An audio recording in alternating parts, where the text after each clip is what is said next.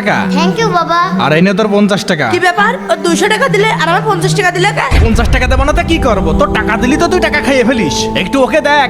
এই দেখ, নতুন ব্যাগ কিনেছি আর এই ঘড়ি কিনেছি। হ্যাঁ, ওর মতো করে কিছু টাকা জমাতে পারিস না? কুসাবো না, তোমারও তো শেখানো লাগছে না।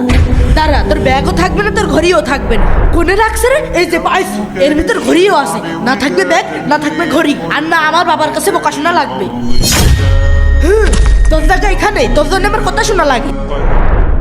আরে এত সুন্দর ব্যাগ খানে কে ফেলে রেখেছে? আশপাশেও তো কেউ নেই, আমি বরং নিয়ে যাই। আরে আমার ব্যাগ কোনে গেল? বাবা আমার ব্যাগ, দেখি তোর ভিতর কি আছে। ব্যাগটা তো ভারী ভারী লাগছে। আরে এটা কি? ওয়াও, কত সুন্দর ঘড়ি।